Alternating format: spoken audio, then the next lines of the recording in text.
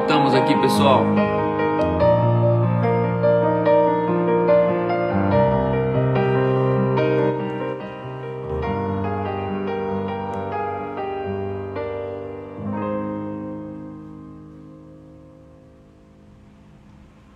Voltamos aqui, pessoal. Então, na realidade, deu pra ver aí, né? Mas caiu sozinho, tá caindo sozinho aqui. Nem vou mexer mais tanto para não ficar caindo aqui. Mas enfim, aí foi um parto muito doido, muito louco. Em tempos de pandemia, né, as coisas, todas as pessoas muito sensíveis. E aí na sexta-feira, 5 da manhã, a Aline acordou e falou assim, ó, tá dando contração de 15 em 15. Aí a gente correu 5 horas da manhã. Aí nas 5 horas da manhã eu tinha comentado aqui, né? Na sexta-feira eu fiz o axioma número 15, se eu não me engano. E aí eu tava aqui ainda já na expectativa. Quando chegou a noite, às 1h30 da manhã, começou a dar a contração de 1 em 1 hora, não, de 10 em 10 minutos. E aí a gente correu para a maternidade. E a partir dali, a Aline começou das 2 até as 7h30 da manhã, 7h48. A Bethany nasceu, a médica chegou lá, passou a madrugada inteira junto com a Aline, fez toda a resenha de sentar na bola. A Aline andou 3 quilômetros dentro do hospital durante aquela madrugada e já de manhã a Aline já estava com uma dilatação completa, 100% dilatada, ganhou a peridural e aí a partir disso, quando ela em 15 minutos ela foi do inferno para o céu, né? Não sentiu mais nada. E ali a Bethany veio com duas voltas enrolado no pescoço. A bolsa, o cordão umbilical estava 2 voltas enrolado no pescoço. Graças a Deus que era um cordão desse tamanho. E não aconteceu nada. Hoje ela ganhamos alta precoce, né? 24 horas depois a gente já estava em casa. Ontem de manhã, ontem meio-dia a gente chegou em casa, muita alegria. E para minha surpresa, ela dorme mais de 8 horas. Dormiu ontem 8 horas a noite inteira, hoje dormiu 8 horas de novo a noite inteira. Dá até medo, sabe? A criança não tá dormindo, você fala assim, será que tá dormindo mesmo? Aí você acorda, dá uma olhadinha, dá uma mexidinha, uma sacudida. Mas confesso que ontem ela deu um susto, um sustão daqueles. 1h30 da manhã, eu peguei o carro, fui a milhão. Acho que devo ter levado umas multas aqui na Kennedy, mas eu fui a milhão porque eu sacudia, eu virava ela não chorava. Pensa um bebê assim, ó. Ela ficava de lado assim, ó, colinha pra cima. Aqui tava meio friozinha já a bochechinha dela. Ela deu uma engasgada e a gente desconfia que o líquido amniótico voltou, porque ela deu uma vomitada de um negocinho bem amarelinho, não tinha muito cara de leite. E aí quando aquilo veio para fora, ela puxou de volta pelo nariz. Até hoje o narizinho dela tá meio obstruído ali. E aí ela ficou mais ou menos uns 8 minutos assim meio... Aí quando eu fiquei já 5 minutos sacudindo ela, levei pra Aline, a Aline entrou no pânico, saiu correndo, me empurrou para dentro do carro. Eu cheguei na maternidade e aí na porta do berçário da maternidade foi a primeira vez que ela, do ponta cabeça, ela começou a chorar, chorou muito. Então, engasgar é tenso, mas estamos aí, na alegria e no susto e na certeza de que Jesus está com a gente. Pessoal, muito obrigado mesmo. Foram centenas de mensagens, de palavras de vida, pessoas de todos os lados, pessoas que vivem alegrias semelhantes, pessoas que vivem adversidades quando o assunto é ter filhos, porque de fato quando você vive algo desse jeito, você desperta aquilo que está às vezes adormecido. Outro dia, alguém muito especial pra gente, alguém chegou e falou assim, Cal, todas as vezes que eu entro na igreja, no cinema, e eu vejo um monte de família sentados junto, aquilo me dá raiva. Eu fico com raiva, eu fico com ódio. Por quê? Porque ela passou por um divórcio e hoje ela cria filha sozinha. E ela falou, é impressionante o sentimento que sobe. Só de entrar ali e ver as famílias juntas, sentadas assim, né? Cada famíliazinha amoitadinha assim nos bancos. Ela falou, eu entro ali às vezes me dá um sentimento de raiva, de muito ódio. E aí aquilo ali me fez pensar muito o quanto a nossa vida às vezes ela desperta o bom e o não resolvido das pessoas. Todos nós temos assuntos não resolvidos. Todos nós carregamos algumas questões internas. Algumas pessoas são na sexualidade, outras pessoas são no caráter, outras pessoas são na sua relação com a verdade, outras pessoas são a dificuldade de se expressarem, falarem o que sente, outras pessoas são sonhos que não se cumpriram desde a infância, outras pessoas, como alguém bem aqui falou, eu não sou casado ainda, não tenho filho, mas tem me inspirado, porque de fato, ou aquilo que você não tem te inspira, ou aquilo que você não tem te ofende. E é um trabalho interno que nós precisamos fazer. Nós precisamos ter um trabalho interno, porque não é aquilo que eu não consegui em alguém que tem poder para tirar de mim a paz, a expectativa daquilo que eu quero ter. E às vezes as pessoas, por elas não conseguirem ter, e a gente acompanha pessoas que têm promessas, pessoas que sabem que vão ter filhos, só que de alguma maneira ou outra enfrentam sérias dificuldades para ter filhos. E às vezes, né, recentemente o próprio Robinho e a Mari testemunharam do filho que perderam.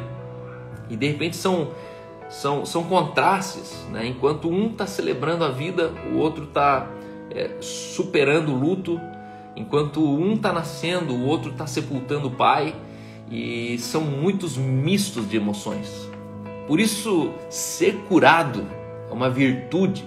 Ser curado é uma chave para você alcançar aquilo que você alcançou, inclusive aquilo que você não conseguiu alcançar ainda. Ser curado. Por isso é importante a gente aprender a se alegrar com os que se alegram e chorar com os que choram. Só que vamos ser honestos, chorar com os que choram é bem mais fácil. O grande desafio é a gente ter uma vida sana, uma vida madura, uma vida completa, a ponto de nós nos alegrarmos com aqueles que se alegram. Porque o dia que você se alegra com quem está alegre, talvez é o dia que você não estava alegre.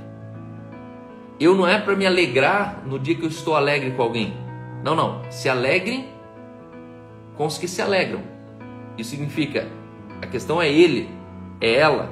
Se ela está se alegrando, eu me alegro com ela. Mas eu não estou alegre. Eu não estou bem, eu não estou feliz. Só que esse texto está dizendo, alegrai-vos, se alegrem com os que se alegram. Se alegrem com os que se alegram. E chorem com os que choram. E nessa manhã eu quero agradecer mesmo, porque eu conheço a realidade de muitas pessoas aqui, muitas. E eu fico surpreendido o quanto as pessoas que talvez mais estão passando por dificuldades, por sentimentos, respostas que não encontraram, foram pessoas que mais celebraram. E entenda, celebrar aqueles que se alegram, alegrar com os que se alegram é uma chave de vida. É uma chave da vida. Você ter habilidade para você se alegrar com os que se alegram. Inclusive no dia mal, no dia que você estiver mal. Porque no dia que você estiver mal, você vai tentar projetar a tua angústia.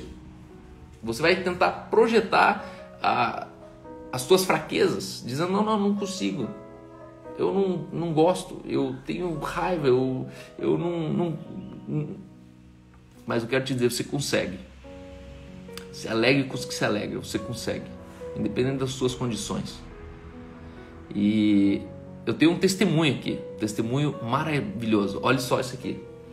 A gente, 3 semanas atrás, a gente estava no consultório médico com a doutora Daniela, essa que acompanhou a Aline a noite toda. E no meio do consultório, de repente a gente estava virado no culto, dentro de um giraia, né? A salinha, eu lembro que eu abri para a salinha assim, ó, tinha umas 15 pessoas, 10, 15 pessoas esperando. A gente atrasou os atendimentos da médica, e a médica começou a contar sobre dissabores que ela passou na vida. Passou por um divórcio dentro da igreja, era líder na igreja, e dentro de uma igreja, de repente, da noite para o dia, você é um lixo, porque você é um divorciado. E ela superou isso, conseguiu casar de novo, casou de novo e já estava na 8ª inseminação. E o sonho dessa obstetra era ter filhos.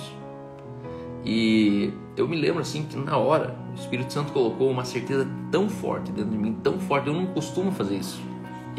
Se tem uma coisa que eu não gosto é de tentar manipular Deus.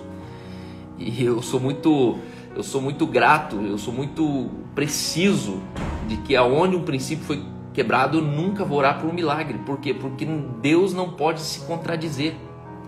Então é raras vezes que eu entro num lugar com Deus dizendo: Deus, faça assim, Deus, eu intercedo, sou eu, me escute, Deus. Raras as vezes, porque assim, Deus me dá uma graça tão grande de ver algumas circunstâncias, que algumas coisas que eu escuto em breves palavras, em meias palavras, algumas perguntas que eu faço, me bloqueiam para orar por um milagre. Por quê? Porque eu não vou orar por um milagre onde o princípio foi quebrado. Então eu prefiro ser honesto com o princípio quebrado, prefiro ser mais cuidadoso de trazer um diagnóstico daquilo que precisa ser reconstruído e ser, sabe, o caminho de volta? O caminho que você foi, talvez foi o caminho errado, mas tão longe que você foi, se prepare que tão longe você tem que voltar.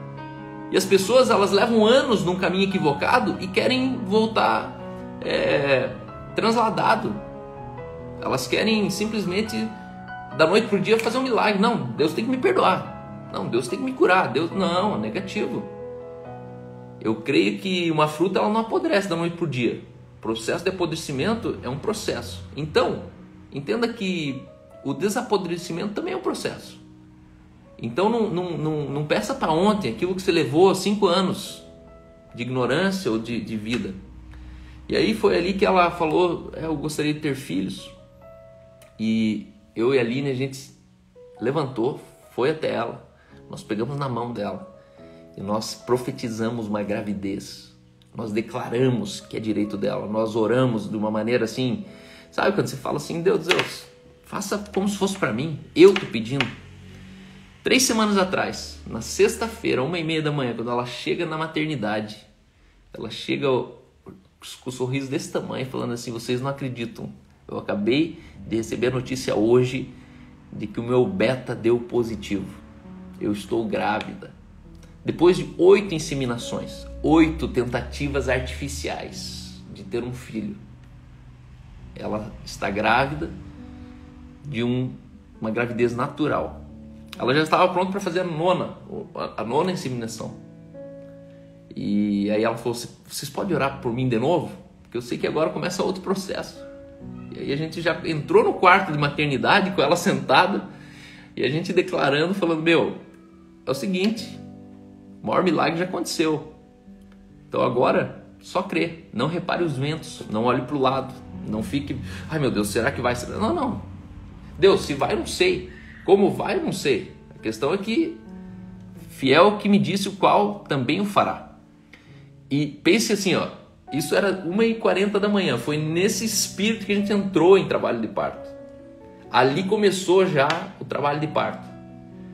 E foi uma coisa divina, foi uma coisa surreal, sobrenatural, de todos os lados. Essa médica, ela foi simplesmente uma irmã em Cristo. Pensa assim, sabe a sensação que você tem uma irmã de casa, assim? Parecia uma irmã que cresceu com a gente e estava fazendo nosso parto. E muito amor envolvido, então sou grato a Deus por isso. A gente gerando vida, a gente colocou vida em outras pessoas também. E eu creio nesse reino, eu creio nesse poder, eu creio nessa unidade. Então, deixa eu ver aqui. Jerusa, você me mandou a solicitação aqui, foi engano. Vamos ver se a Jerusa vai falar com a gente aqui. Jerusa é uma irmã querida aqui, tanto tempo nos acompanha. Jerusa, bom dia, Jerusa. Pode ter sido engano, às vezes acontece, mas como é Jerusa? Cadê a Jerusa? Tá aí, Jerusa? Bom, Hoje essa médica ela tem um sonho de fazer um movimento nacional, uma campanha solicitando que as mães façam filhos mais cedo. E ela tem falado assim, Cal, eu me arrependo, tenho 34 anos. Eu achei que eu precisava estudar, eu achei que eu precisava comprar isso e comprar aquilo, que eu precisava fazer um pós, que eu não sei o quê. Tudo mentira, você nunca vai estar pronta para ter filhos.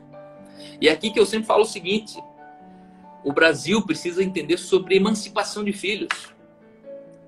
Porque as pessoas elas acham que os filhos a gente vai ter que ter para sempre. Não, você não vai ter que ter o filho para sempre, a menos que você não seja instruída. O filho precisa ser emancipado. Então você tem um filho por um tempo. Chegou o tempo, você emancipa. Emancipou, teu filho sai de filho e se torna irmão em Cristo. E as pessoas, elas falam assim, não, eu vou aproveitar bastante, porque quando eu tiver filho, ferrou. Irmãos, é o contrário. Comece a vida construindo seus filhos. E assim, nos próximos 15 anos, deu 15 anos, emancipa eles. Emancipou, agora você tem o resto da vida que você vai ter que achar o que fazer. E não apurrinhar a vida dos seus filhos. No Brasil, percebo que a cultura brasileira, ela demora um tempão para aproveitar. Não, vou aproveitar. Aproveitar o quê? Não, vou viajar muito. Não, viaje já, mas no começo, viaje depois. Você vai ter a vida inteira ficar viajando. Estude depois. Só que no Brasil, a pessoa leva tanto tempo para ter filho, depois ela tem filho. O filho casa, o pai e a mãe ficam apurrinhando. Fica apropriando, fica atrapalhando. Por quê? Porque o pai e a mãe não tem o que fazer. E aí é o seguinte, pai, mamãe, teu filho casou, vai achar o que fazer. Pega a mochilinha, viaja o mundo, vende aquele carro que você levou 20 anos para pagar ele, torra aquele carro. Pega a tua casa própria que você pagou 30 anos o boleto, torra essa casa própria. Por quê? Porque a glória de um pai e de uma mãe na vida, na terra, não é você conseguir dar tudo pro teu filho no começo. É você não dar nada de trabalho pro teu filho no fim.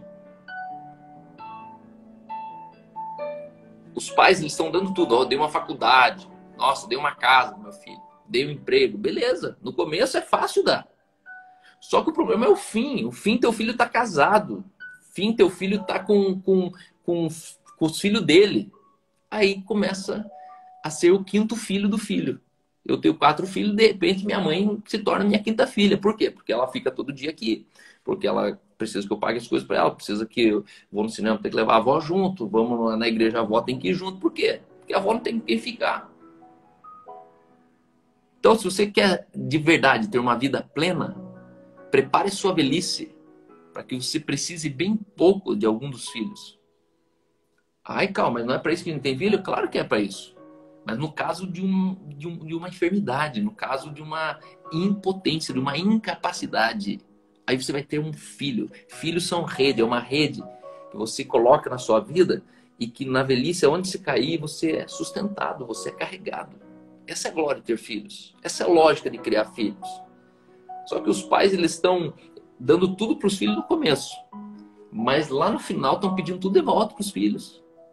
Não se planejaram, não tiveram uma aposentadoria, não fizeram uma renda passiva, não tem projeto, não tem sonho. Cara, um cara com 60 anos não tem mais ambições. Irmãos, 60 anos, talvez você vai viver mais 30. Significa que você só chegou no 2/3 da tua vida. Então, emancipe seus filhos. Vamos lá, pessoal. Eu vou chamar meu convidado de hoje aqui, que é um convidado muito especial. Eu falei demais já, né? Engraçado, quando eu tenho que falar sozinho aqui, eu chego aqui com um sentimento que eu preciso... Sabe? Sentimento, cara, o que eu vou falar hoje? Aí quando tem convidado, eu atrapalho os convidados aqui, mano. Fala, meu pastor. Fala aí, pastor. Good morning. Apóstolos. Guten Morgen. Tudo bem, meu irmão? Tudo na paz. Parabéns, Daddy. Você viu só? Feliz com você, me alegrando na tua alegria. Você é parte importante disso, meu irmão. É uma honra. Dividir a vida com você torna ela mais colorida. Obrigado. Tamo junto. Recíproca verdadeira, mano. Pessoal, esse aqui é o pastor Juliano, pastor fundador da Igreja no Cinema em Guarulhos. De lá de Guarulhos veio para Curitiba. De Curitiba ele se juntou ao time de founders da Igreja no Cinema. Hoje ele é um dos principais gestores da nossa visão dos nossos sonhos. E vocês já conhecem ele. Hoje ele vai estar com a gente aqui. Amanhã a Rebeca, a esposa dele, a outra metade, os outros 50% vai estar com a gente aqui. Essa semana é uma semana de convidados, então segunda e terça eu tenho um casal, quarta e quinta eu pretendo ter outro casal. E ele começa uma devocional hoje e a Rebeca termina amanhã. Então provavelmente eles vão, né, eles são uma só carne, então recebam uma palavra só de duas bocas e que Jesus ele use a vida deles que tão prontamente corresponderam com essa oportunidade. Sempre ter você aqui, meu irmão, para mim é um deleite, é agradável.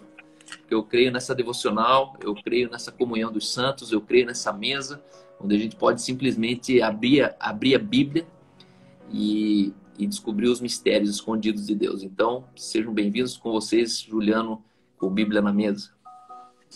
Amém, mano. Que introdução legal, como sempre. Você é generoso com suas palavras.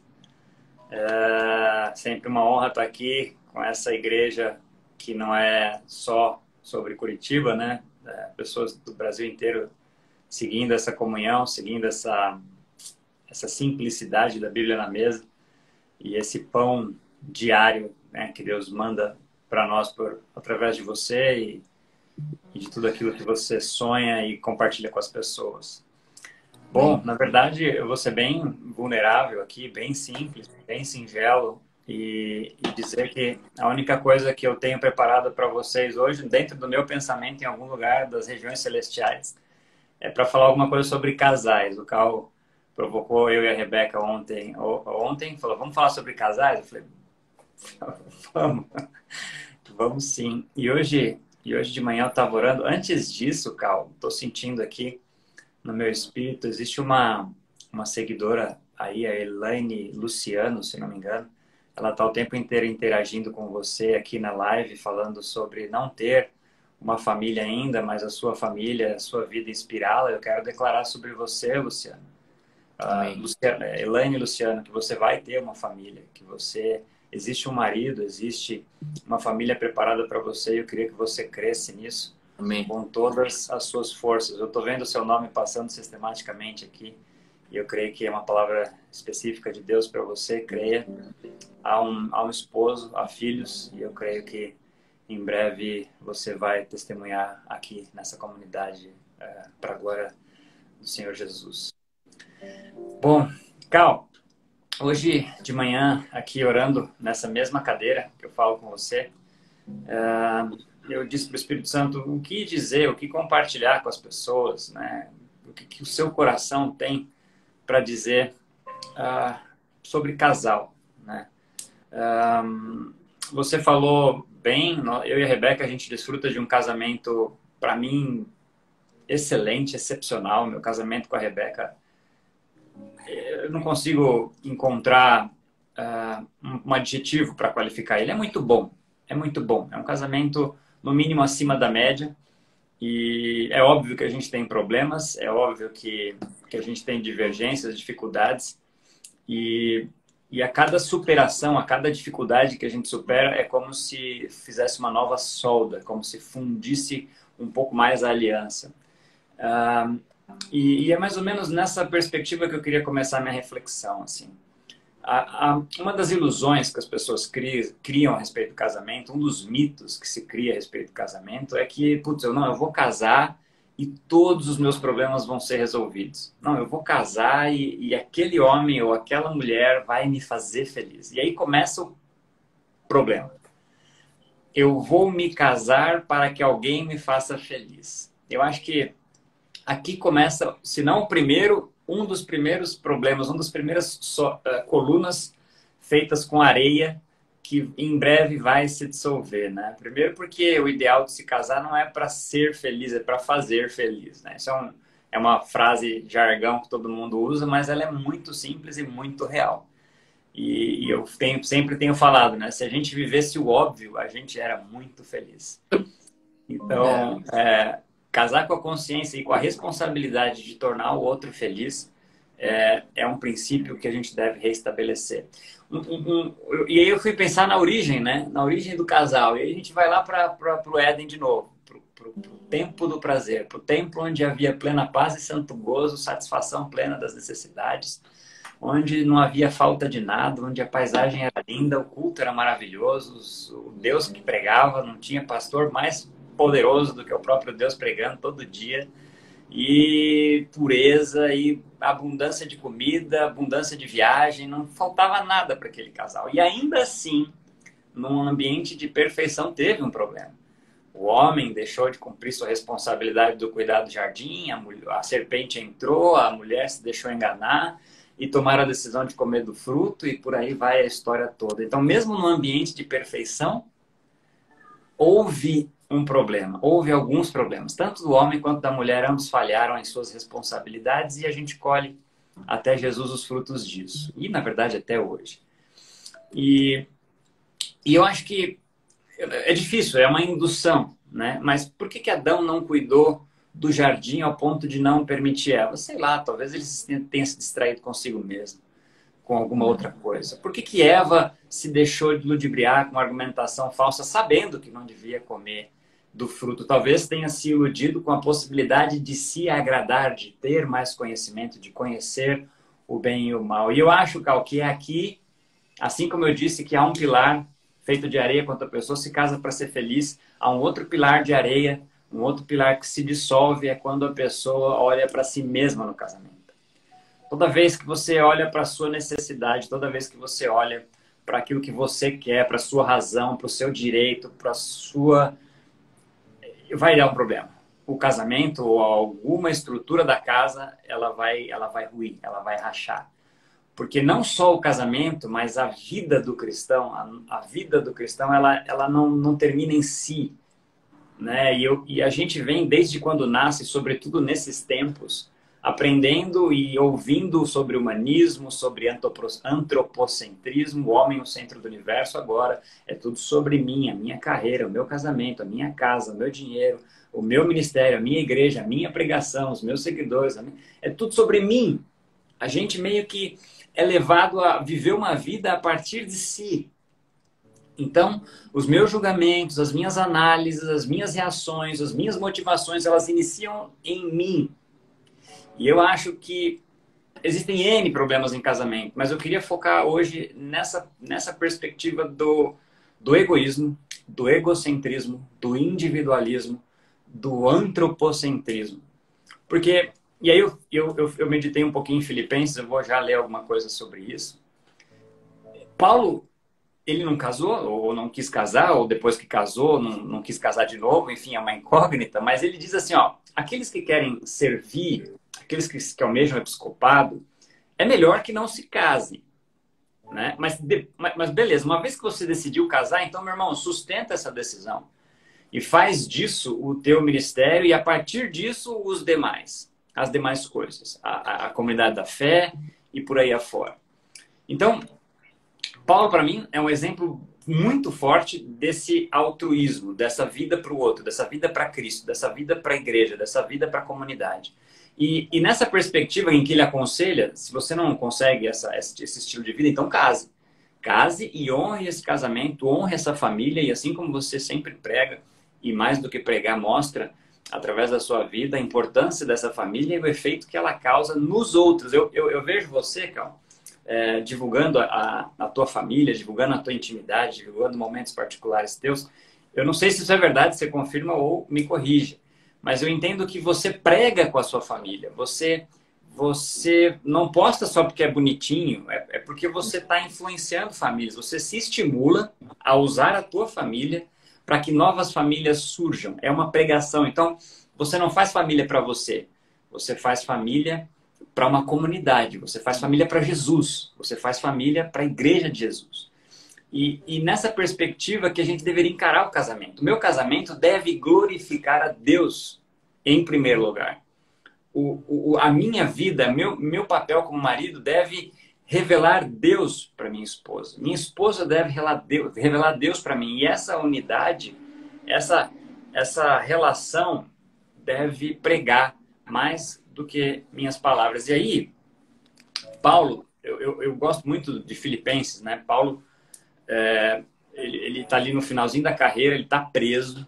E e escrevendo uma carta, ele diz assim, ali no capítulo 1 ainda, ele tá dizendo o seguinte: porquanto para mim o viver é Cristo e o morrer é lucro. Daí ele diz o seguinte: entretanto, se o viver na carne traz frutos para o meu trabalho, já não sei o que eu vou escolher. Ora, de um lado e de outro, estou constrangido, tendo o desejo de partir e estar com Cristo, que é incomparavelmente melhor. Mas, por vossa causa, é necessário que eu permaneça na carne. Assim, para mim, Paulo está dando o maior exemplo. Assim, cara, o cara está preso, ele podia morrer, ele podia ir para a glória, ele sabia que tinha um lugar no céu, ele viu as regiões celestiais, ele disse que subiu ao terceiro céu, ele sabe para onde ele está indo, melhor do que qualquer um de nós, porque ele viu o lugar. E ele deseja aqui, mas ele fala, cara, eu podia estar num lugar melhor, mas por vocês, eu vou continuar aqui preso, porque ainda no capítulo 1 ele fala assim, cara, tá muito legal aqui na cadeia, porque os soldados eles estão se convertendo, os caras estão me ouvindo pregar e tá bem legal a comunidade de Filipenses. Eu estou muito feliz por isso, né? Chegamos até a Casa Branca aqui pela prisão. Exatamente. E aí, assim, cara, por que eu tô falando sobre isso, que aparentemente não tem nada a ver com o casal? Mas, assim, é um contraste com a realidade, com o mindset de vida de Paulo versus o nosso na atualidade. Cara, se minha esposa não me dá bom dia, hoje eu já viro a cara. Se minha esposa não me responde mal, eu já... Será que eu quero continuar casado com essa mulher? Pô, pelo amor de Deus, cara, a gente tá fazendo do casamento um campo de batalha e Paulo, por muito mais, deu sua vida porque nem ele se decidiu casar, por quem só provavelmente falava mal dele, criticava a pregação dele. E no caso aqui de Filipenses, não, né? Não é o caso, porque a galera até bancava ele no ministério e tal. Mas olha que interessante, ainda no capítulo 2, no versículo 4, ele diz assim: não tenham cada um em vista o que é propriamente seu, senão também cada qual o que é dos outros. Eu acho que essa geração mimimi está sofrendo justamente por ter acreditado num discurso de que a vida é em si uma ilusão prazerosa, é um mundo de satisfação, é um mundo onde eu me realizo, onde as pessoas me servem, onde o dinheiro me serve, onde eu que mando e os outros obedecem, é onde eu sou a imagem que eu projetei no Instagram ou no Facebook, onde eu tenho visto muitas pessoas sofrendo, Cal, porque elas são menos do que acham que são de verdade. Eita! E quando você acha que é mais do que você é de verdade, você exige do outro aquilo que não é seu direito, que não é justo. A consciência de quem você é, inclusive das suas debilidades, das suas fraquezas, te torna humilde, te torna, o que Paulo fala aqui também em Filipenses, olhem para os outros como superiores a vocês mesmos. E no casamento, se você for olhar, boa parte dos problemas que a gente encontra na comunidade, quando a gente senta com um casal, é achar que era meu direito que ele fizesse aquilo. Era a obrigação da outra pessoa fazer. Mas quando a gente bota o olho no outro e para de olhar para a gente se torna injusto, ditador, opressor, a gente se torna, e tanto homem quanto mulher, obviamente, né? Porque eu não posso exigir do outro aquilo que eu não ofereço. Não é justo. Então, essa consciência de paridade, essa consciência de humildade, essa consciência de que, assim como minha esposa tem pontos a melhorar, eu também tenho pontos a melhorar. E isso, no mínimo, devia exigir de mim compreensão. Eu não estou dizendo que não tenho direito de estourar. Tem pessoas que são mais impestivas, mais agressivas, outras são mais caladas, outras mais pacatas. Eu não estou falando sobre temperamento. O que eu estou dizendo é que todos nós temos o direito de, eventualmente, cometermos falhas, mas não o direito de exigir perfeição, porque nós, no casamento, estamos amadurecendo um com o outro. E só isso deveria mitigar, só isso deveria diminuir, só isso deveria resolver pelo menos 50% dos conflitos que a gente recebe hoje no nosso aconselhamento pastoral diário, né? Esse dia você tem sentado com um casal que também almoçou com a gente recentemente. Eu achei bem legal o exemplo deles. Eles casaram recentemente, tiveram um filho assim, junto com o início do casamento. E eu achei muito legal a atitude deles. Eles estão desesperados, assim, cogitaram a possibilidade de divórcio e tal. Mas eu achei muito legal que eles estão desesperados, conversando com todo tipo de pastor, pegando conselho. Vocês estão buscando, sendo vulneráveis, sendo... Sério, não, eu não casei para parar. Eu não casei para me divorciar, eu não casei para acabar esse negócio. Então eu estou desesperado atrás de um conselho, atrás de uma palavra, atrás de uma oração, porque eu não quero isso. Eu achei muito legal, porque por que eu estou dizendo isso? Porque muitos casamentos acabam porque as pessoas não expõem suas vulnerabilidades. Elas acham que são perfeitas, ou que são melhores do que são de verdade. E aí não expõem suas dificuldades, seus erros, suas fraquezas e os seus pensamentos. E quanto antes você fizer isso, como marido, como mulher, quanto antes será a solução do seu problema também. É. Mas ainda em Filipenses... Quer falar alguma coisa aí, mano? Não. Ainda em Filipenses, no capítulo 2 ainda, voltando àquele exemplo que eu dei de você mesmo, né? Pregando com a tua família, ele fala assim no 14 para frente: fazei tudo sem murmuração nem contenda, para que vos torneis irrepreensíveis e sinceros filhos de Deus, inculpáveis no meio de uma geração pervertida e corrupta, na qual resplandeceis como luzeiros no mundo, preservando a palavra da vida, para que no dia de Cristo eu me glorie de que não corri em vão, nem me esforcei inutilmente. Eu queria também, Cal, um outro insight aqui, deixar, é que a gente, como marido e mulher, como casal, passe a olhar o nosso casamento como você prega ele, como um ministério mesmo. Não só a responsabilidade de tornar a Rebeca feliz, não só a responsabilidade de ser um homem, um pai exemplar, mas ser um casamento exemplar, pregar por meio do meu casamento, ter a consciência de que a geração é perversa desde Cristo, desde antes de Cristo. Ela não está pervertido agora, não, o mundo não está estragando agora. Não, os casamentos não estão se dissolvendo agora, em 2020 para cá. Não. Isso é milenar, isso é antes de Cristo. Mas a consciência de que o meu casamento é um ministério, o meu casamento é um púlpito, o meu casamento é uma plataforma, me faz olhar para a Rebeca com outra responsabilidade. Me faz olhar para minha esposa com outra consciência. Porque é mais do que eu. É mais do que só uma satisfação numa noite de prazer. É mais do que me sentir amado ou respeitado. É um ministério. Eu carrego a responsabilidade de um minuto em que eu me casei, levar esse casamento até o último dia da minha vida e com a consciência de que ele está pregando para outras pessoas. O meu divórcio prega e estimula que outros se divorciem. A minha resiliência, a minha perseverança, a minha superação dos problemas que eu enfrento com a minha esposa pregam para aqueles que estão sem esperança.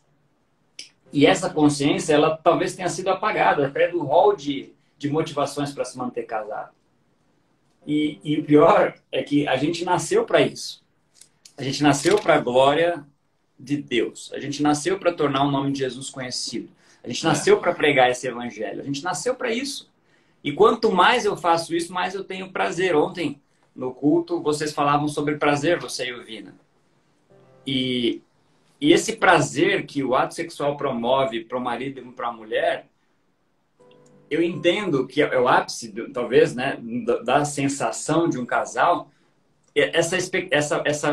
esse gnosis, né? Esse conhecimento, esse prazer deve ser tão igual quanto eu cumpro o meu propósito na Terra. Então, quando eu prego, quando você faz tua live, quando eu ajudo as pessoas, quando a gente aconselha, quando a gente faz ministério, quando a gente ajuda quem precisa, quando eu cumpro o propósito pelo qual eu nasci, eu tenho um prazer de vida que é igualado ao maior prazer que um casal pode ter. Por que eu estou dizendo isso? Porque quando eu cumpro o meu papel como marido e mulher, quando o nosso casamento cumpre o papel de pregar as boas novas de que existe um casamento perfeito, que isso é real, eu tenho esse prazer e isso me motiva a ser. Paulo ainda fala, nos mesmos Filipenses 3, no 17, agora ele diz assim: sede meus imitadores e observai os que andam segundo o modelo que tendes em nós. O destino... Daí ele fala da galera que está fazendo um outro evangelho, um evangelho diferente. No 19 ele diz: o destino desses caras é a perdição. O Deus deles é o ventre, e a glória deles está em sua infâmia, visto que só se preocupam com as coisas terrenas. E aqui uma outra chave que vocês deram ontem no culto também. Pois a nossa pátria está nos céus, de onde também aguardamos o Salvador, o Senhor Jesus Cristo. À medida que eu coloco de foco na terra, à medida que eu coloco de foco nas coisas terrenas, no meu próprio ventre, é a medida de problema que eu vou ter no meu casamento. A medida de consciência que eu tenho, que eu não sou mais uma criatura terrena, a partir do novo nascimento, da nova criação, à medida que eu boto os meus olhos na eternidade, na perspectiva de que eu vou até o último dia com a minha esposa, e o meu casamento e a minha vida servem para glorificar aquele que eu aguardo, Jesus Cristo, é a medida de felicidade e de maturidade e de sucesso que eu vou ter no meu casamento.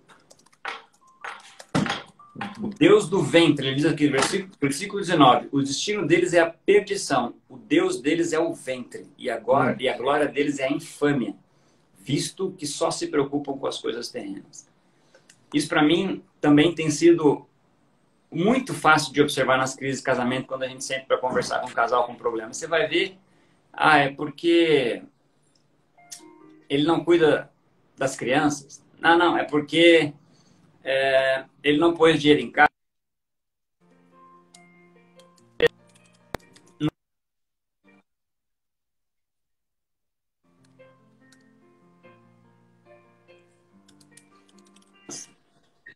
Mas minimizados quando postos diante da perspectiva da eternidade, porque todas essas coisas são circunstanciais, elas passam. A crise financeira ela vai passar, a crise de imaturidade de uma mulher vai passar, mas a perspectiva da eternidade nos tornam imunes, de certa forma, a todo esse tipo de problema. E aí, olha que legal, Paulo concluindo aqui meu texto de Filipenses, ainda na perspectiva de casamento. Olha que legal, ele fala no capítulo 11, é famoso esse texto. No capítulo 4, desculpa, de Filipenses, versículo 11 em diante, ele diz: digo isto, não por causa da pobreza, porque aprendi a viver contente em toda e em qualquer situação. Tanto sei ser humilhado, quanto também ser honrado. De tudo e em todas as circunstâncias já tenho experiência, tanto de fartura quanto de fome, assim de abundância como de escassez. Tudo posso naquele que me fortalece. Para mim, Cal, esse tudo posso naquele que me fortalece, tanto viver circunstâncias boas quanto viver circunstâncias ruins, foi o que me livrou quando eu pensei, cara, eu não vou mais ficar com a Rebeca, não vai dar, o divórcio passou pela minha mente. Esse versículo, ele me segura e fala assim, não, como não? Você pode suportar essa situação de adversidade. Você tem toda a capacidade de suportar a situação de escassez ou de abundância, porque eu habito em você. Dentro de você, por meio do Espírito Santo, da vida no Espírito, que é tema das nossas pregações de domingo, você pode ser resiliente, você pode perdoar, você pode se tornar mais maduro, você pode melhorar a sua condição financeira, você pode mudar um comportamento pecaminoso, você pode tudo. Tanto suportar quanto executar. Porque dentro do homem nascido de novo, dentro da mulher nascida de novo, habitam todas as virtudes que eu preciso para ser o marido que minha esposa espera e precisa que eu seja. E ela, tanto igual, ser a esposa que eu preciso que ela seja. A gente falou isso domingo passado e eu queria deixar, de repente, para o pessoal que está aqui também, encerrando a minha parte aqui, eu não sei como é que está de horário aí, estou vendo meio-dia chegar. Tá mas uma coisa... Oi? Tá bem tranquilo. Legal. Mas uma coisa que eu tenho falado muito, toda vez que eu falo com as pessoas, você estava falando sobre gestação, dando exemplos de perda. O pessoal já conhece a gente, já sabe da nossa história, sabe que boa parte das pessoas que te seguem sabe que a gente já perdeu 4 gestações seguidas, né? E a gente não tem filho ainda, mas a gente continua crendo que tem. Mas eu estava falando sobre o poder do Espírito para fazer um casamento feliz, né? A vida no Espírito no casamento, talvez seja o tema dessa devocional hoje. Casamento com a vida no Espírito. Ou casamento em Espírito, sei lá. Eu não preciso do poder de Deus para ser um bom homem. Preciso, obviamente, mas eu não preciso do poder de Deus para ficar rico. Se eu me esforçar e trabalhar muito, eu vou ficar. Qualquer um vai ficar. Se eu estudar muito, eu vou chegar ao doutorado de uma faculdade. Eu não preciso necessariamente do poder de Deus para ter sucesso naquilo que eu empenho a minha força e a minha atenção. Mas eu preciso do poder de Deus para superar a perda de 4 gestações. Eu preciso do poder de Deus para perdoar a minha esposa. Eu preciso do poder de Deus para compreender as deficiências e aguardar a maturidade, o processo de desenvolvimento dela enquanto esposa, assim como ela precisa. Então, eu disse basicamente de dois pilares. Aqui vou colocar um terceiro. Um pilar que se sustenta em ser feliz é um pilar de areia que vai se diluir e que você seja estimulado por fazer feliz. Quando eu comecei a namorar a Rebeca, eu ainda era uma criança, na maturidade, eu sempre dizia para ela que eu ia fazer ela a mulher mais feliz do mundo. E ainda hoje, isso ficou na minha cabeça. E ainda hoje eu pergunto para ela, você tá feliz? E quando ela fala, tá feliz, eu falo, bom, beleza, então tá tudo bem, tô tendo sucesso na minha promessa. E eu sou feliz quando ela tá feliz.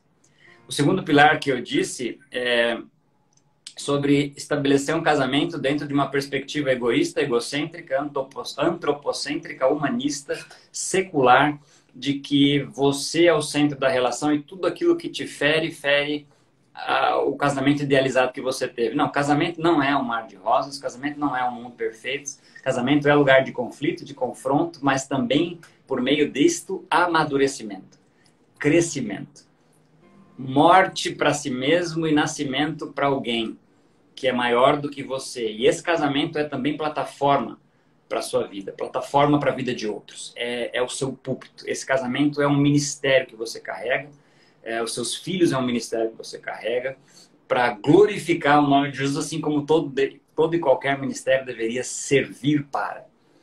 E por fim, terceiro ponto, traga o Espírito Santo para a tua relação, porque você vai precisar dele não para ser um marido bonito que agrade visualmente a sua esposa, não para melhorar o seu corpo, para que a tua esposa tenha prazer, eros em você ou vice-versa.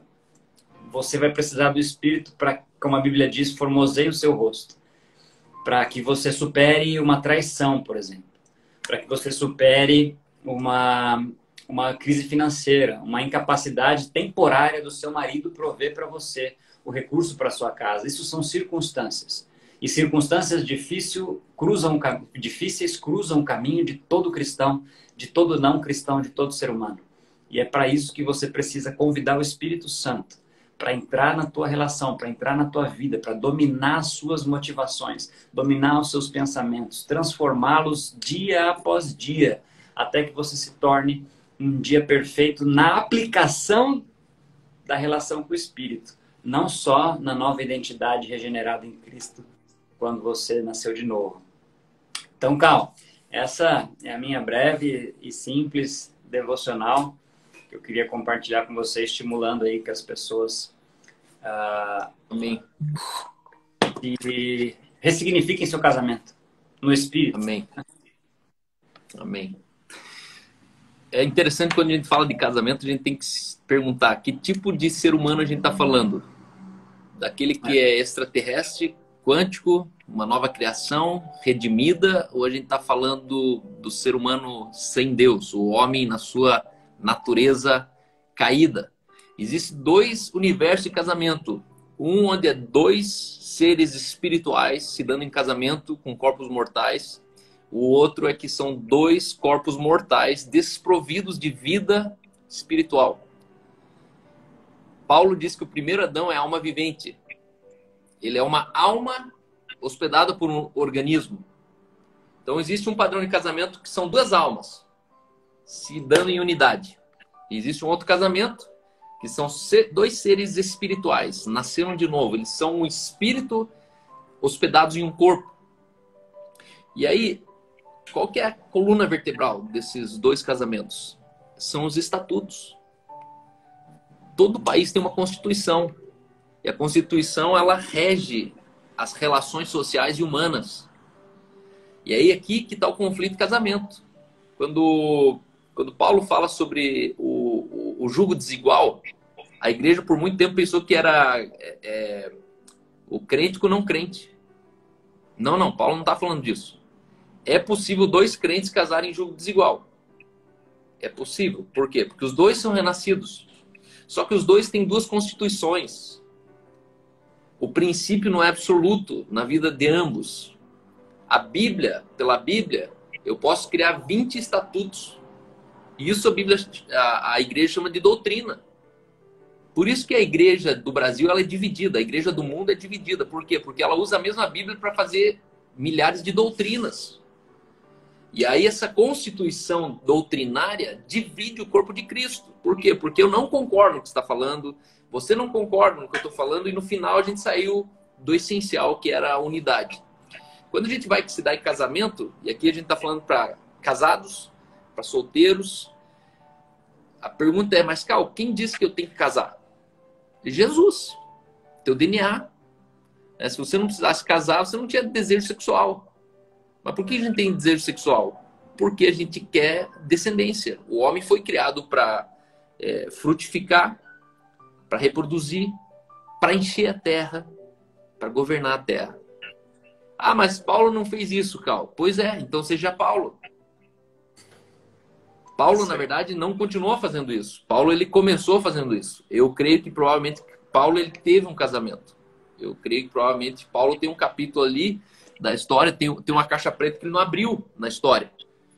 Mas a gente sabe que Paulo, ele era do alto comando. Paulo, ele era general, ele era de primeira fileira. A questão é que talvez Paulo, ele pegou o que ele mais valorizava na vida velha e abdicou o que mais valorizava na vida nova. Quem sabe o espinho na carne de Paulo era a mulher. Por quê? Porque provavelmente era natural que um homem no escalão de Paulo tinha muitas mulheres.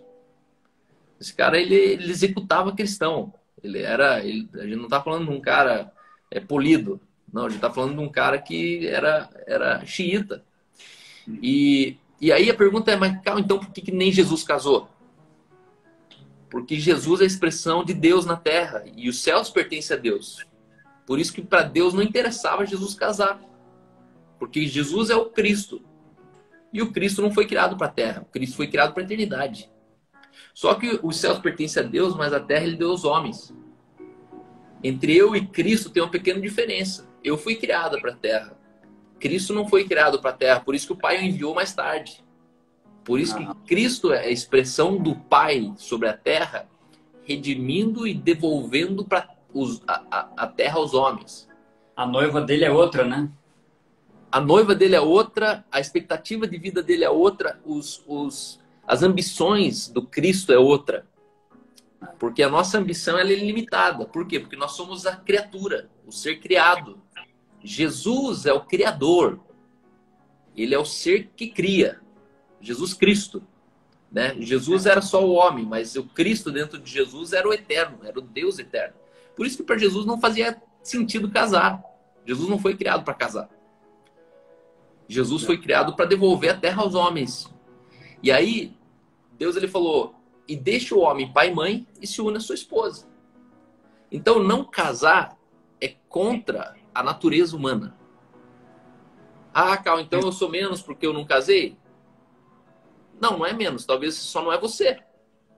Talvez você só não chegou a experimentar o você que existe dentro de você. E nós precisamos entender que casamento é mais simples do que parece. Casamento ele é instintivo, casamento é intuitivo.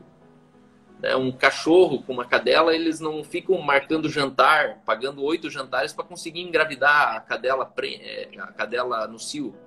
Por quê? Porque ele entendeu reprodução. E aí o que eu percebo? Que na verdade os homens, eles estão tentando ser marido e esquecendo de ser homem. Por quê? Porque se eu tentar ser marido para minha esposa, eu vou ser uma mulher vestida dentro de 2 calças. Porque se eu tentar agradar a minha esposa, eu vou me assemelhar mais no que ela parece do que eu sou. Isso vice-versa. Se eu tentar transformar minha esposa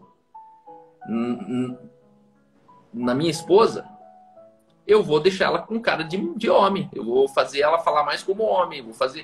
Por isso que precisa entender que mulher é mulher e homem é homem. Não adianta a gente tentar ser parecido dentro de 2 universos de gêneros que precisam ser combinados. E aí eu entendo que a unidade se cumpre na multiplicidade, não na uniformidade. Legal. A gente está tentando ser igual para ter o todo. Mas se eu for o todo sendo igual, eu só fiquei com uma parte. Harmonizar a diferença no casamento, que é a arte de eu casar e não ser anulado. E eu percebo que muitas amigas da Aline, o sonho delas é que eu fosse marido da Aline. Mas não, eu preciso primeiro ser homem. Eu preciso ser o Cal. E aí dentro desse Cal, desse homem, é o que a Aline fascina e casou comigo. Por quê? Porque ela casou com o homem que eu sou, não com o marido que ela esperava que eu fosse. E aqui que tem muita mulher que tá com a sarna em si, ela tá coçando. O casamento dela é terrível. E o segredo tá, pare de transformar teu marido no teu marido. Teu marido, ele precisa ser o homem que ele foi criado para ser, o macho. Macho, a Bíblia chama... E Deus criou o homem, macho e fêmea os criou. Macho e fêmea são dois universos, são duas funcionalidades, são dois instintos, são dois modelos mental, são duas perspectivas, são dois olhares de existência. E quando a mulher deixar o marido ser homem, ela vai descobrir outro marido em casa. E ela vai casar com um homem, que é uma versão oposta de uma esposa, de um marido domesticado de um homem domesticado em um marido. É isso aí. Porque se eu tentar transformar minha esposa numa esposa para mim, eu reduzo a mulher que ela é num ser parecido comigo. Eu não tenho mais minha esposa, eu estou castrando minha esposa. E nem Deus faz isso. Deus não castra ninguém. Deus não tenta mudar ninguém. Mas a gente tenta. A gente casa com uma mulher para transformar ela no que eu quero. Uma mulher casa com o marido para tentar transformar ele no que ela quer. E aqui é o segundo pilar que você falou. Por quê? Porque ela quer ser suprida, porque ela quer viver os seus direitos, ela quer terminar tudo no sonho dela. Não, mas era o meu sonho. Uhum. Sabe? Existe um momento da vida que você precisa falar, ei, se era teu sonho, realize você, ele não fique pedindo para mim. Porque se o sonho é teu e você fica esperando que eu realize, tem alguma coisa errada. Com certeza. Hein, Cal, esse movimento, assim, tudo que a gente planta, a gente efetivamente colhe, sem querer te interromper. Mas o efeito colateral desse movimento, que eu nem elogio e nem critico, até porque eu não estudo ele. Mas essa questão do empoderamento feminino, do feminismo, ele, independente de certo ou errado, eu não tenho propriedade para julgar isso. Mas o que eu posso julgar é que tem produzido os homens frouxos, homens fracos, homens afeminados, homens que nada contra o videogame, mas que estão com 40 anos ainda brincando de futebol no videogame, né? Com o filho do lado, assim. Nada contra o videogame, eu tô falando sobre o homem atrás do videogame. Eu tô exagerando no exemplo, né? Eu acho que o efeito colateral desse empoderamento tem sido o afeminamento dos homens. Não estou falando de homossexualismo também. Estou falando de homens não maduros, homens que não são machos, como você falou, que se nega, que terceiriza a gestão da sua casa em nome de que em muitos casos é até inconsciente, é imperceptível.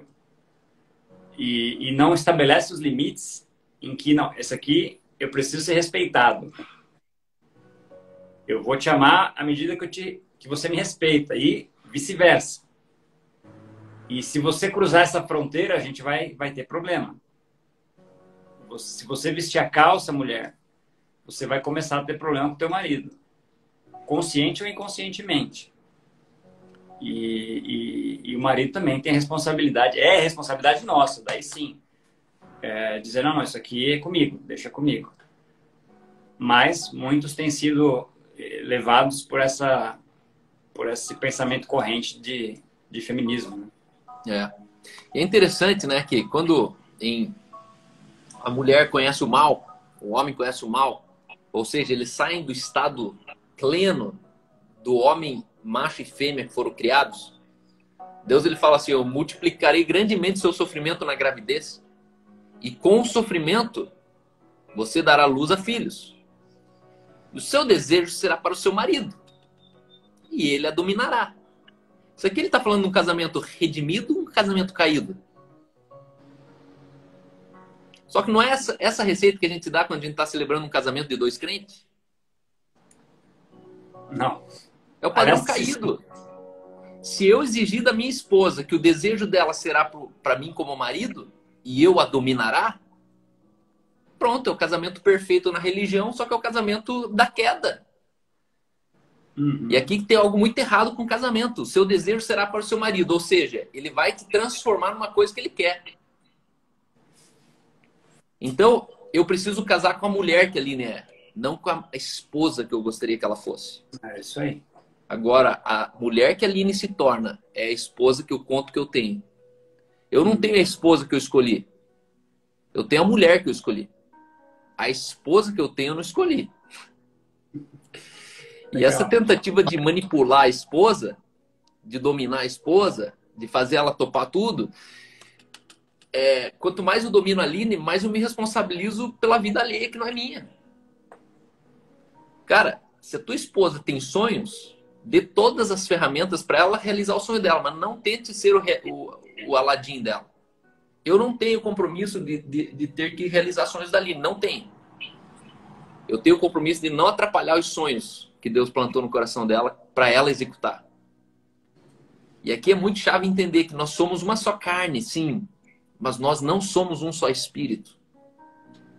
Existe uma linha de responsabilidade, de respeito, de sacerdócio, de governo, que eu preciso olhar a Aline do ponto de vista que ela não é a esposa lá de casa. Ela é uma rei sacerdote sobre a terra, onde eu bato continência para ela. Onde eu olho ela na perspectiva... Que eu sempre falo, né? Meu filho hoje eu sou pai dele. Mas até o dia que ele tiver consciência que eu sou irmão dele. Porque no reino celestial ele sai debaixo de mim e vira meu par igual, meu irmão. O pai celestial. Agora minha esposa, eu preciso lembrar isso dela. Que eu governo ela na terra, eu sou cabeça sobre ela na função da terra, de um casamento, de um projeto de vida na terra. Só que fora desse projeto de vida, e aí eu vou chocar todo mundo. Casamento é uma prioridade terrena. Não dê mais importância do que ele merece, porque isso se torna um altar de idolatria. Casamento, se fosse realmente essencial, não seria até que a morte separe. Então, o casamento é importante? Eu diria que não, ele é essencial. Ele não é importante. O que importa é o que subsiste à morte. Mas casamento é bem essencial. Então, quando a gente começa a entrar nessa vida no espírito, no casamento, irmão, aí a gente começa a falar assim, agora dá para entender por que as pessoas estão se anulando, por que eles estão divorciando. E as pessoas estão divorciando vivendo casada. Porque onde existe uma ideia de divórcio, esse casamento já está fora do padrão redimido. Uhum. É isso aí.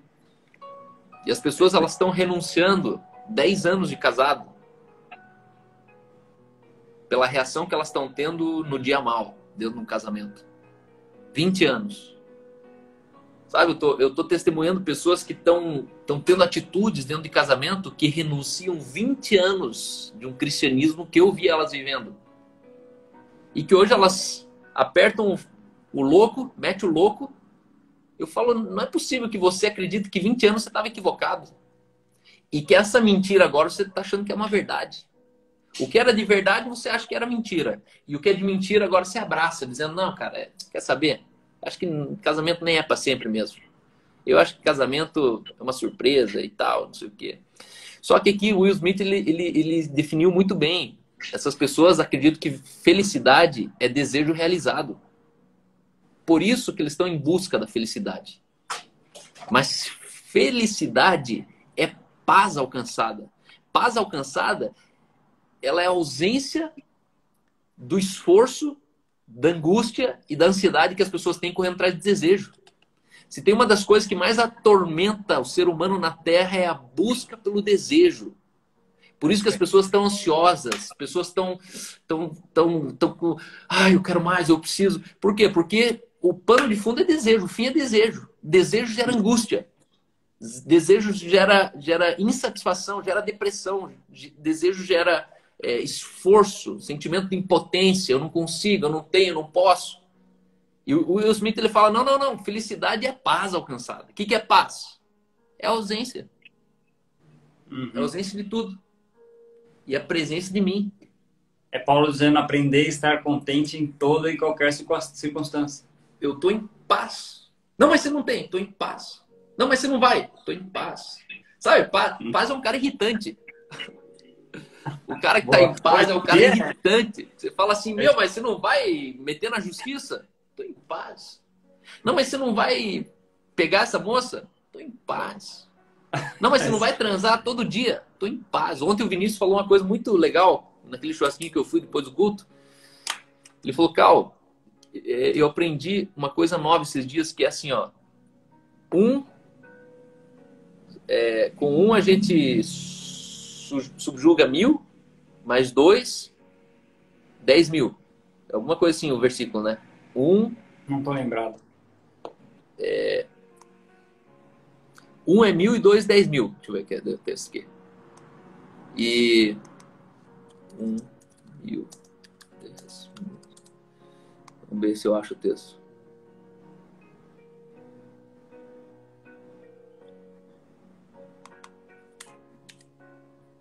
2.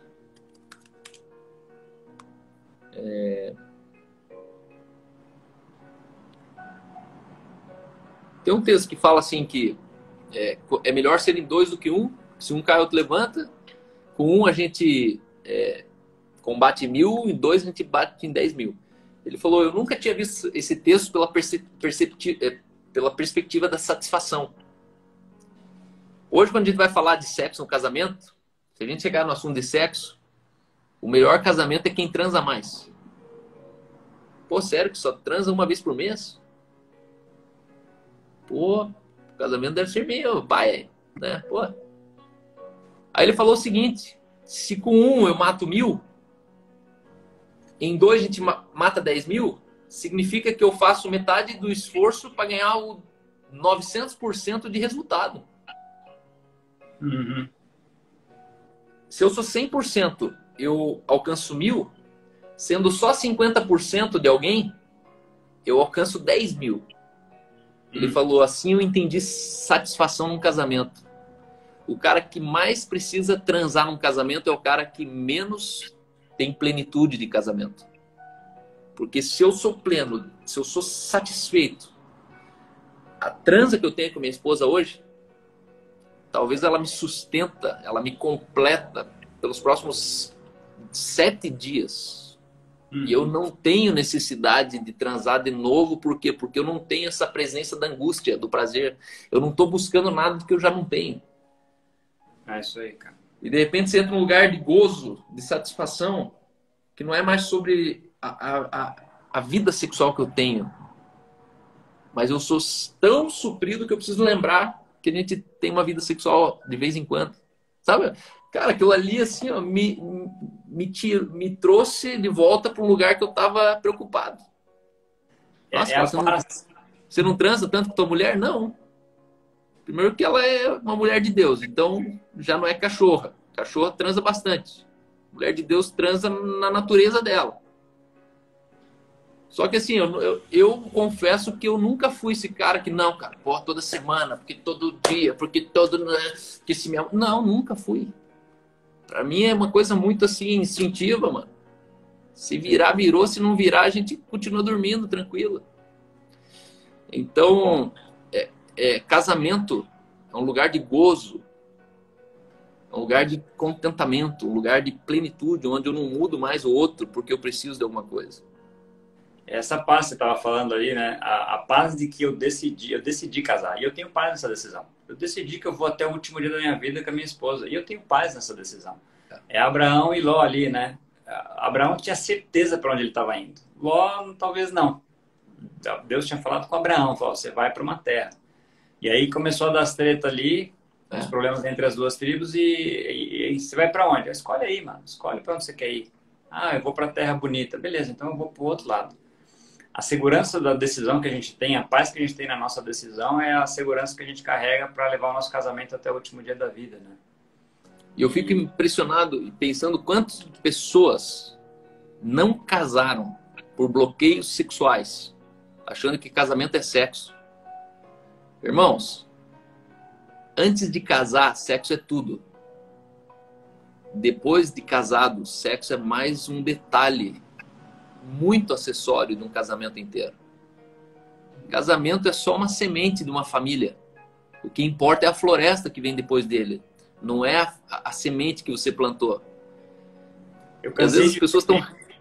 Amigos, quando eu trabalhava no mercado corporativo, eu cansei de ver amigos traindo esposa ou se divorciando justamente nessa época que você está passando aí da gestação, né?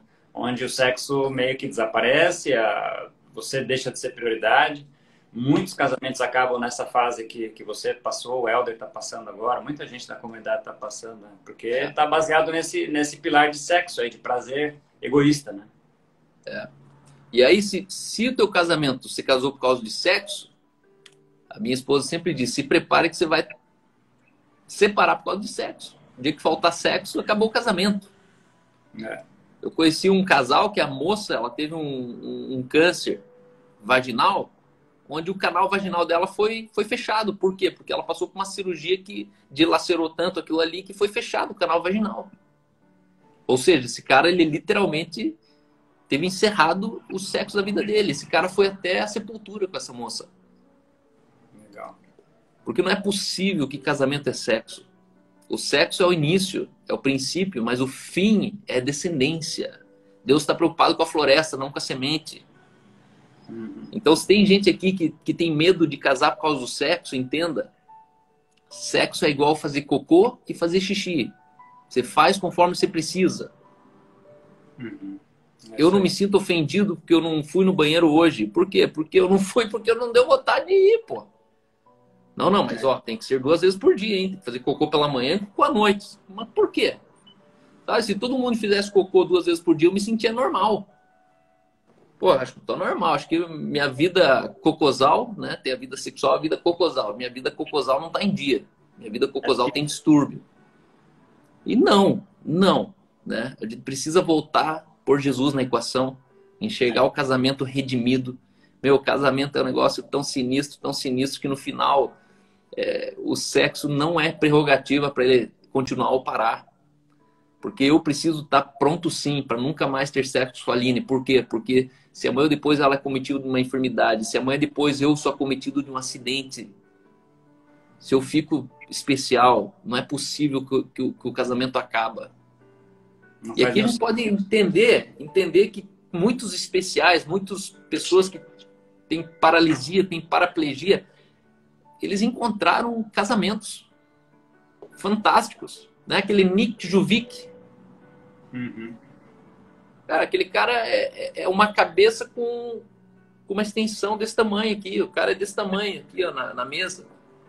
Ele tem filhos, cara. Porque se ele fosse acreditar que casamento é uma vida sexual do cinema pornô, ele nunca teria coragem de ter pensado em casar com uma mulher. Hoje a mulher dele carrega ele no colo. É lindo, cara. E a gente tem que voltar nessa humildade, nessa honestidade de falar assim, ei, quer casar comigo? Não, mas o que você tem? Nada. Eu tenho vida em mim. Eu tenho uma palavra. Eu nasci para multiplicar na terra. Tenho espírito. Eu tenho espírito, eu sou santo, eu tenho alegria. E a questão é multiplicar na terra. A questão é sermos 2, porque 2 é melhor do que ser 1. Solteiros de plantão, fale o que quiser, mas vocês estão em desvantagem sendo solteiro. Por quê? Porque quem é solteiro e não consegue casar, começa a querer comprovar cientificamente que ele é mais feliz sendo solteiro. Mentira. A única coisa na criação que Deus viu que era mal era um homem sozinho. Tudo que ele fez era bom, muito bom. Quando chegou num homem sozinho, ele falou, e viu Deus que não era bom que o homem ficasse só. E talvez hoje não está doendo você ficar só, porque você tem 2 pernas. Você consegue levantar, correr, pular, comprar, trabalhar, pagar suas contas. Mas vai chegar o dia que as tuas perninhas não te carregam mais. Vai chegar o dia que você talvez não consegue pagar as contas sozinho, porque você não produz mais para esse mundo por um salário. E aí você precisa falar assim, epa, eu preciso me planejar para esses dias. Esses dias eles chegam. É isso aí, cara. É isso aí. Um outro problema, cara, agora para os homens especificamente, né? Que você estava falando de satisfação, de sexo no casamento e tal. A masturbação, a pornografia, ela tem roubado desde a adolescência. O pessoal, Deus perdoa, tá tudo bem, não, né? Mas o problema é o que você instala em você. Ela tem corrompido, assim, eu acho que a gente tem que prestar muita atenção daquilo que nós temos nutrido nossos pensamentos. Eu falo de televisão, não nada contra a televisão, mas a questão do Jornal Nacional, sobre a pandemia. No casamento, o homem estimulado para a sensualidade do que vê na internet, isso projeta para o casamento uma vida que não existe realmente. Né? Quando a gente é solteiro, quando a gente está louco para casar, para poder... Pega essa piazada aí, tá todo mundo doido para casar para poder ter relação, para descobrir qual que é o sabor da Coca-Cola. E depois a gente descobre na prática isso que você está falando. Isso não é essa não é a realidade do casamento, né? Só que aí o cara trouxe para a cama, o cara trouxe para o quarto uma série de projeções que ele já viu. E aí é a consequência das sementes que ele lançou na terra, né? É a consequência do pecado no sentido de ter se separado da pureza, da santidade no leito, né? E normalmente quando a gente encontra mulheres com as quais nós casamos, virgens, puras, isso normalmente se torna um problema, né? Lá na frente. Então, é uma questão de inteligência mesmo. Não é nem uma questão de religiosidade, de santidade. Não se misturar com esse tipo de informação é uma questão de inteligência. É uma questão de preservação da pureza e da fundamental importância da outra pessoa. E não tem nada a ver com sexo. Você está completamente certo nessa afirmação. Consumir pornografia é você tirar o fundo do saco. E aí você vira um saco sem fundo. E nunca vai estar bom. Nada vai estar bom. Você abre mão do contentamento. O que é contentamento? Estar com conteúdo. E claro, é mais fácil você ficar na sua imaginação. É igual aquela história, né? Você prefere ter dinheiro ou você prefere ficar se imaginando rico? Uhum. Prefiro ter dinheiro. Porque se eu tiver dinheiro, eu vou ser rico. As pessoas, elas estão trocando o real pelo imaginário. Só que o imaginativo, ele não manifesta o que é real. Você não vai ser rico imaginando que você é rico. Não. Você vai imaginar que é rico, mas você vai sair, acordar cedo, tomar banho, trabalhar, estudar. E aí o resultado disso, impulsionado pelo que você imaginou. E as pessoas, elas estão acreditando que a vida sexual delas vai melhorar se elas assistirem filme pornô junto. Não vai. Não vai. É um abismo chamando outro abismo. Isso. E aí uma necrose mental que deixa o homem um animal. Uhum. E no final esse cara, ele é um objeto sexual de si e de alguém. Ele começa sendo alfa, mas termina sendo beta. Porque é sem fim. O fim daquilo ali é aborrecimento. O cara já experimentou tudo e nada. Porque assim como você transar com sua esposa, talvez você não chegue numa plenitude, na pornografia também não tem plenitude. Você nunca vai ver alguém falar assim, não, eu só gosto de assistir esse filme mesmo. Faz 8 anos que eu assisto pornografia, mas é só esse videozinho. Todo dia, esse aqui, ó. Mentira. Sem dúvida. Então, a gente precisa de fato ser radical e entrar no lugar de contentamento, de paz absoluta e não comparar com ninguém, não comparar com os outros, mas não case para ser feliz, né? Seja feliz para casar, estabeleça um casamento sem a expectativa de ser suprido e sem você exigir direitos cumpridos, sendo egoísta, mas em contrapartida pregue a palavra no seu casamento, viva para si um casamento que é alinhado com a palavra e tudo posso naquele que me fortalece. Se é tudo, é inclusive um casamento em crise. É isso aí. Se o mar não abrir, ele vai fazer o stand-up lá, por cima da água. Isso aí, um casamento no espírito, aproveitando o tema das nossas pregações de domingo, é isso daí. É um casamento preparado para o melhor, com gratidão, mas para o pior, com todas as virtudes que o Espírito traz em mim para superar a crise financeira, a enfermidade, a falta de sexo, a incompreensão, a imaturidade, a traição, em um caso exponencial. É só por meio do Espírito que eu consigo viver essa plena paz e santo gozo aí. Amém. Amém. E você que é solteiro que nos assiste, talvez você pergunta, mas por onde que eu começo, Cal? Começa com um bom banho, um bom salão de beleza e se relacione com homens sem ter medo de homens. Eu tenho dos meus 7 irmãos, eu tenho pelo menos 3 irmãos que casaram pela internet. Todos eles são pai e mãe de família. Encontraram homens e mulheres que hoje são dignos de ser chamados meu cunhado. Só que, claro, na Alemanha, na Europa, numa realidade de sites que não era Tinder.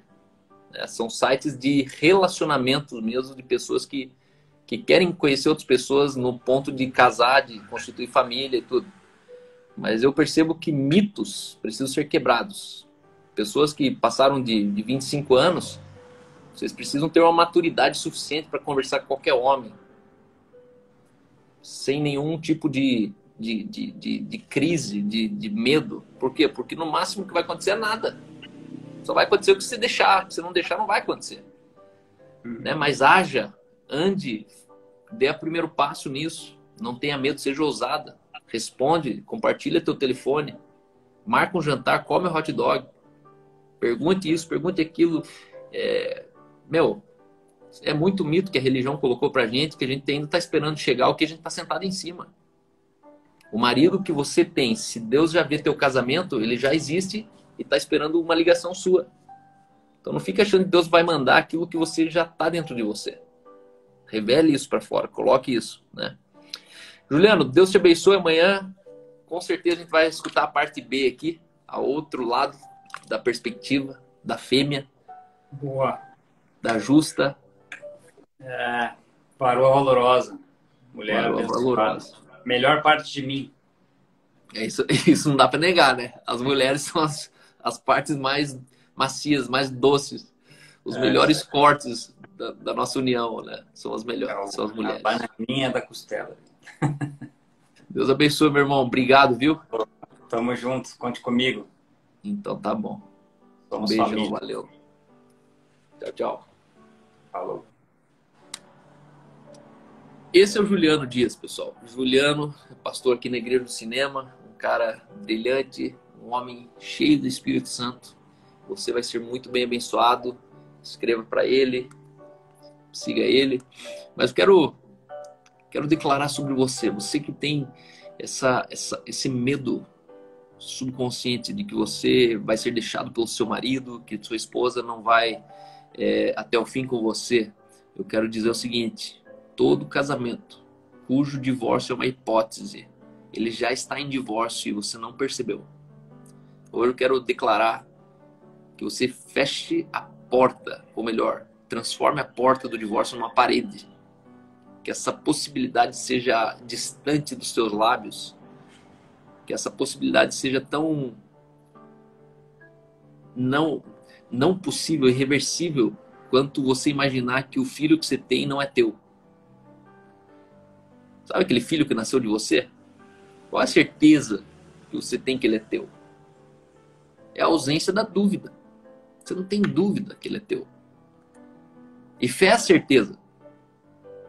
Por isso, blinde seu casamento contra a dúvida. A dúvida é assassina da fé. Cada vez que você duvida, você projeta incredulidade naquilo que Deus disse a teu respeito. Não duvide. Ainda que esteja tudo de ponta cabeça, tudo esquisito, tudo como você nunca sonhou. Entenda. Existe paz sobre tua vida, porque o príncipe da paz está em você. Se não está, convide hoje. Convide Jesus hoje. para entrar no seu casamento. Convide Jesus hoje para entrar na sua descendência. Convide Jesus hoje. Importa nascer de novo. Quando você nasce, você é uma nova criação. Nessa nova criação, aquilo que era tão difícil de você entender é teu instinto. Calma, mas eu nunca tive desejo de casar. Se você nascer de novo, você vai ter. Calma, eu nunca tive desejo de ter filhos. Se você nascer de novo, você vai ter. Porque você foi criado para isso. É tua missão. Como assim, Cal? Eu gosto de ser solteiro. Tudo bem. Continue vivendo baseado no que você gosta. Crianças fazem isso. Mas a gente não vive baseado no que a gente gosta. A gente vive baseado no que é. E o que é assim. Graças a Deus que a tua mãe não pensou como você pensou. Senão você não existiria. Graças a Deus que tua mãe gostou de um homem. Por isso você existe. Graças a Deus que tua mãe não pensou que um casamento bacana é com outra mulher. Porque senão você não existiria. Nós somos pró-vida.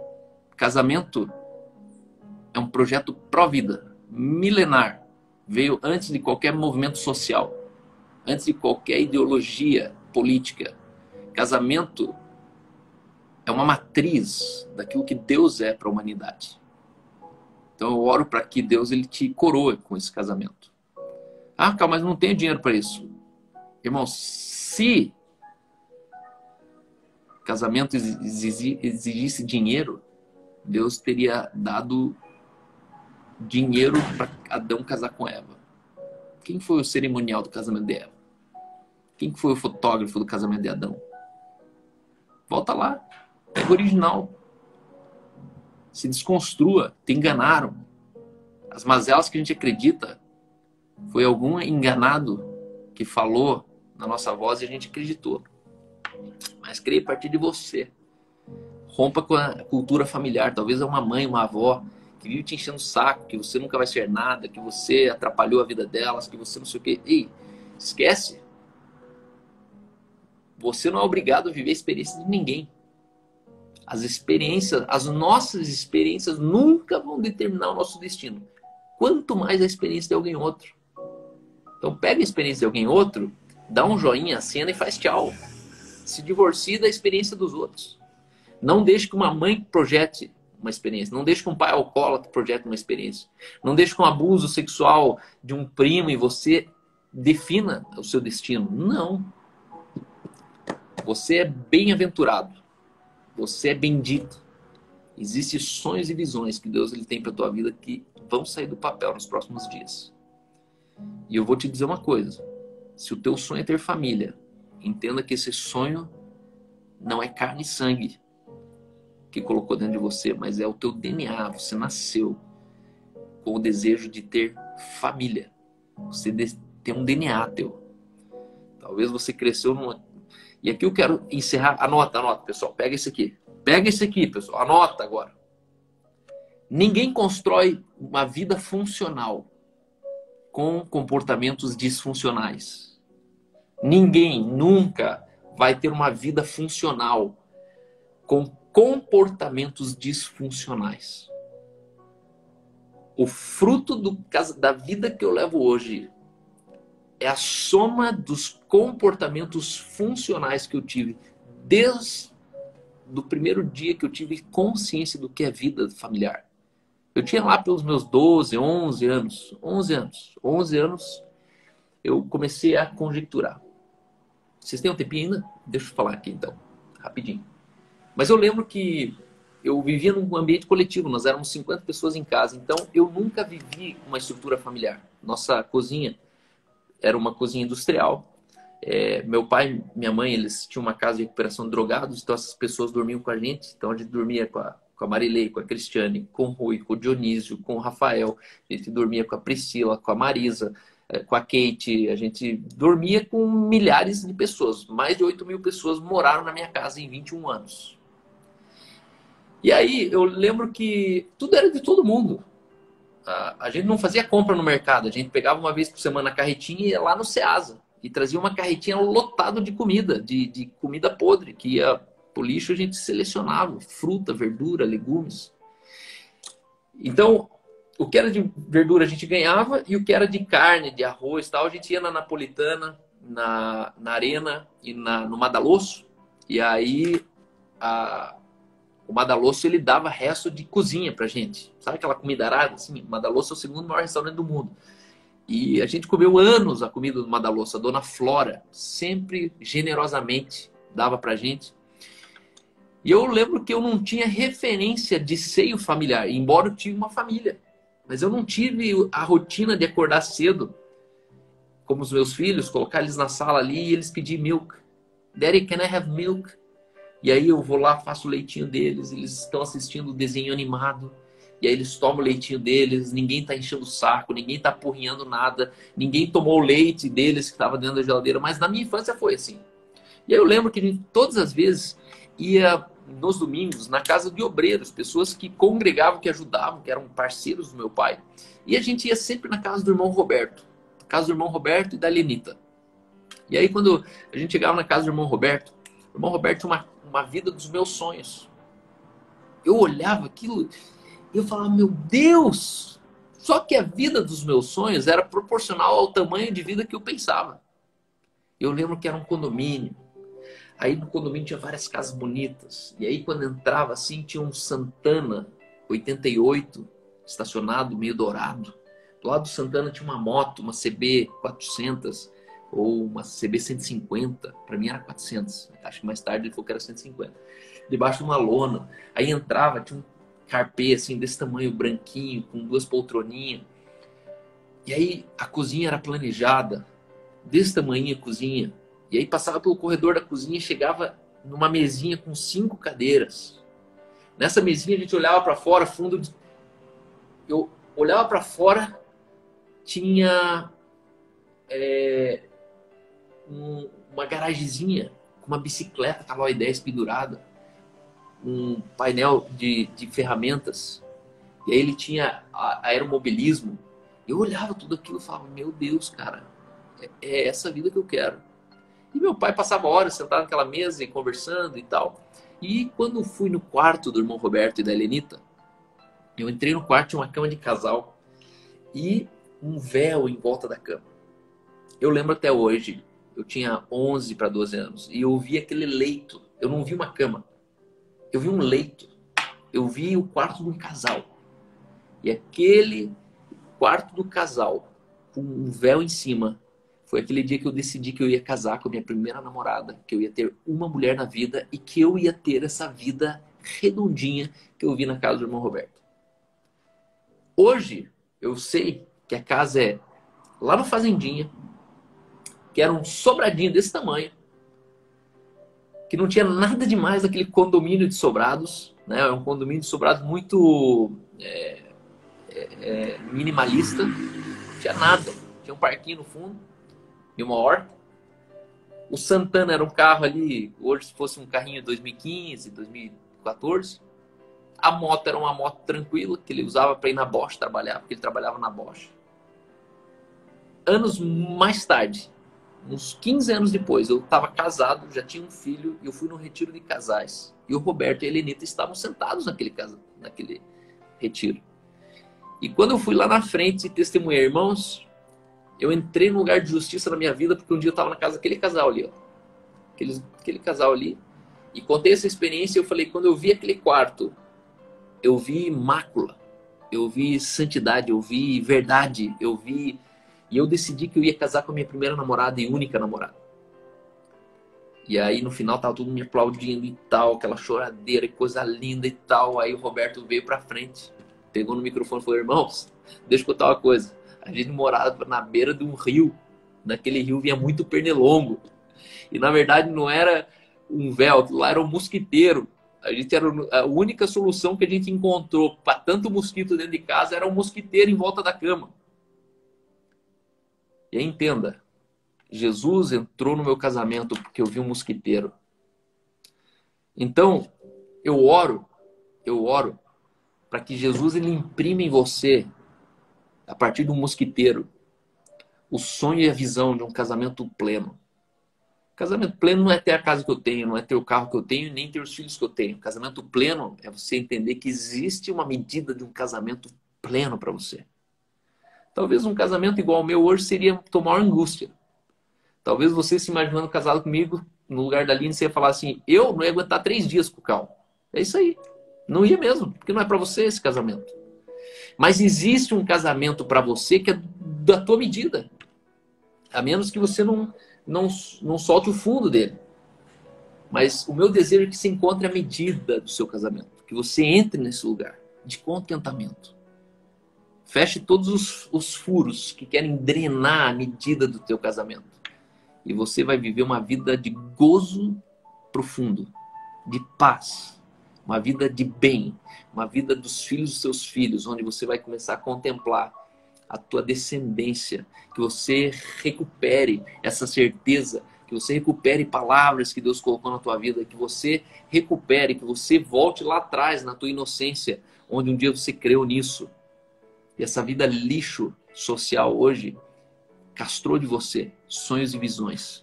Que Deus te abençoe, que você encontre um casamento que não é sobre sexo, um casamento que é sobre existência na terra. Chegar bem no fim, isso é fruto de um casamento. Deus abençoe vocês e olha que legal, minha projeção de família foi quando cheguei no domingo e estavam todos sentados na mesa. Minha medida do casamento vai fazer 24 anos ter essa bênção na minha vida. Muito bom, muito bom. Não abra mão disso. Casamento é mais simples e mais essencial do que você imagina. Seu Hércules aqui, ó, tem 54 anos de experiência para contar para nós. Talvez um dia, Pastor Hércules, qualquer hora, se você me permitiu, vou fazer uma live num dia com você e no outro dia com a irmã Esperança. E a gente vai, com certeza, ouvir na prática alguém que passou por 54 anos, bem casados até agora, modelo padrão, referência na terra sobre uma vida de justiça, de equidade, tá bom? Deus abençoe vocês, amo vocês, fiquem firmes. Também te amo. Olá, minha esposa chegou. Se eu ofendi você, minha querida, meu querido, me perdoa. Você ofendeu? Me perdoa, porque numa ferida aberta até uma gota de água arde. Por que você ofendeu? Talvez eu toquei no teu ponto fraco, talvez eu toquei no teu passado, talvez eu toquei na maior frustração da tua vida, mas é com muito, muito, muito temor a Deus. Deus é testemunha, jamais, jamais é para reduzir alguém. É ao contrário, é para impulsionar, é para impulsionar você para aquilo que Deus te criou para ser. Deus abençoe vocês. Ó a mamãe, ó a mamãe que tá aqui. Por que você brigou com as pessoas? Não briguei. Eu só toquei no assunto que é bem Você delicado. tá então pedindo perdão. Você não brigou. Que é delicado. Ô, pessoal, minha barriga sumiu. Vira de lado aí. Hoje de manhã eu perguntei pro Taylor se ele tinha visto minha barriga por aí.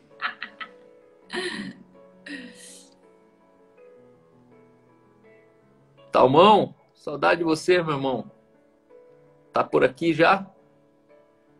Deus abençoe vocês, pessoal. As cabras precisam comer. Vou lá dar comida para as cabras Ju, agora. pega as cabras aqui de casa, leva elas embora, Ju.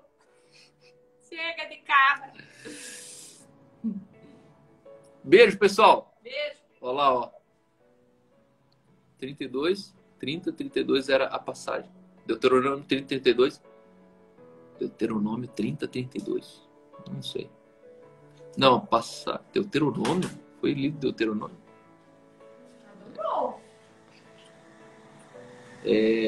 Foi lido Filipenses. Filipenses capítulo 2. Valeu, Júnior Maia, de Fortaleza. E todos os amigos de perto e de longe. Michele Araújo, um beijo.